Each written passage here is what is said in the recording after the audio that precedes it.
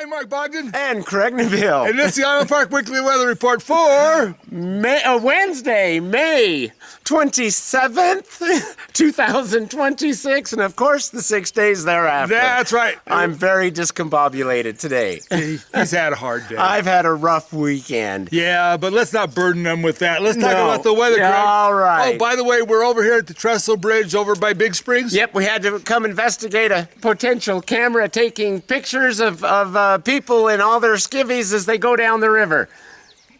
Yeah, whatever. Which it looks like it's Forest Service, and they're counting people that are coming off the thing. They've actually got a solar panel linked to to it and everything, and so I think so it sends it directly to over to their office. And I'd be willing to bet that's what it is. They're just counting the number of people that are floating down. Yeah, because I checked with Chris over Fish and Game, and he has nothing to do with it. So okay, all right. So it's got to be Forest Service. Got to be Forest Service. All right. Or creepy guy. I wasn't going to say that, but okay, it's said now. I was thinking that, though. Yeah, I know. Let's talk about the weather, Craig. Oh, all right. So starting out Wednesday, I think daytime high is going to be up in the 60s. Yep. Yep, probably high 60s, and an occasional chance of maybe a little bit of rain, but it ain't going to be a lot for Wednesday. No, Wednesday would be pretty nice. Actually, it might be 70s. I don't think we're going to hit the 70s until we get to Thursday. Okay.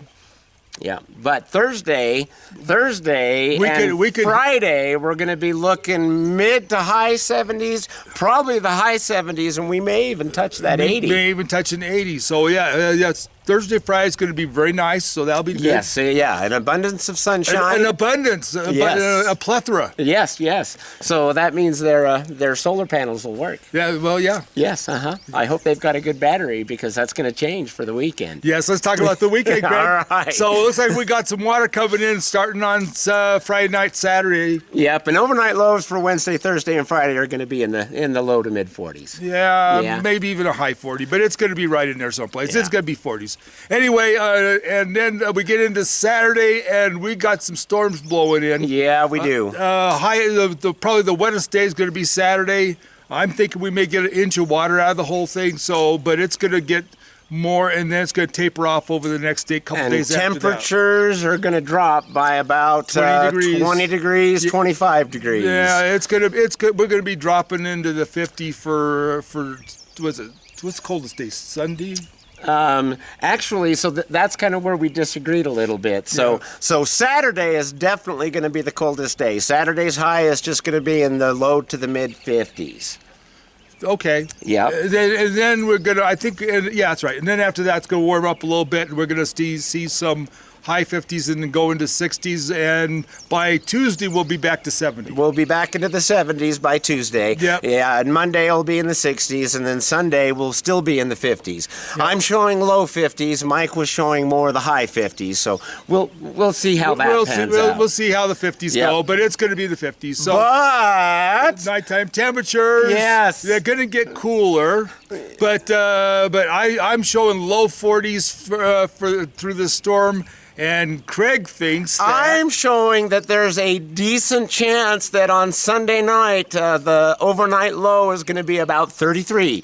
Yeah, I don't think it's going to get that cold. You may get to 39, but I don't see it going to get to 33. So we'll have to check and see who's right on that. Yeah, but it's going to be chillier at night while the storm goes through. But, but all things considered, I mean, like I said, Saturday will be the wettest. The rest, and then I think we're going to see some moisture on Sunday, but it won't be as prevalent as Saturday. No, and then Monday maybe even a little bit on. Could see a couple of little showers. Yeah, and then it'll be warming up. So like I said, it's a little wetter weekend. Good thing it wasn't last weekend. Right. It was a pretty good Memorial Day weekend. We had a great Memorial Day weekend, so that was really nice. And we need the water, so that's okay, too. So. Yeah. So I'm not going to complain too much if it gives us a good downpour here and there. We need it. Exactly. Now, let's talk about a couple other things. So besides all that, the Grizzlies are definitely out and moving. I was talking to Chris Johnson yesterday. Okay. And they've got some over by Elk Creek Estates. They've got grizzlies wandering through there. Oh, I'm surprised that all my neighbors haven't told me that. Yeah, and they've got a few other spots where they've got grizzlies going through, but the grizzlies are getting active. And, and the thing is that with them being active, just be cautious. Do not leave. Don't feed the birds. They had somebody hit a bird feeder because they left it out, and so a grizzly hit that. And but just don't leave bird food out. Make sure you secure your garbage. Yeah. Be cautious. And then make sure if you're hiking, especially watch, if you're going hiking in places like willows or different places where the timber's thick or whatever, make sure that you're extra cautious. I'd stay away from things where you can't see the periphery around you. So that would be a smart thing to do. So be cautious, but take your bear spray and what other tools of freedom you might want to take with you.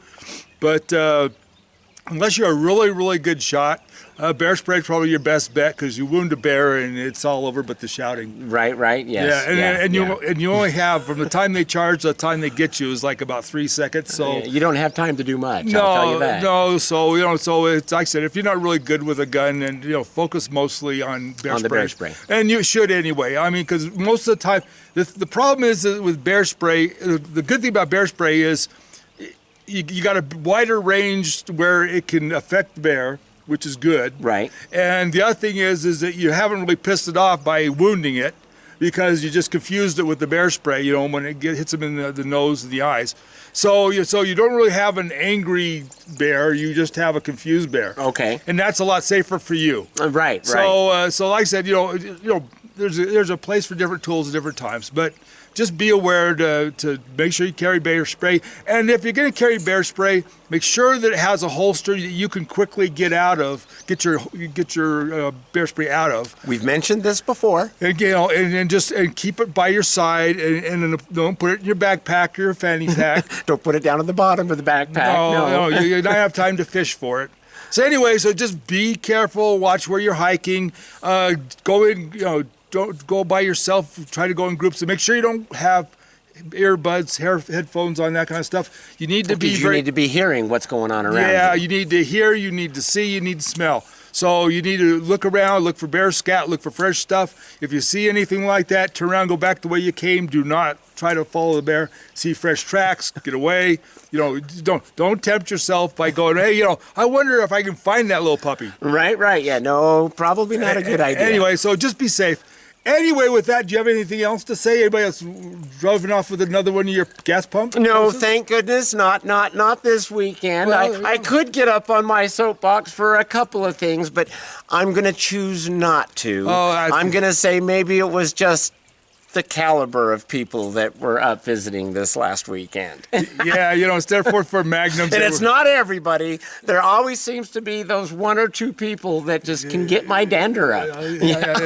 And he uses Head and Shoulders, so we don't want to get his dander up. No.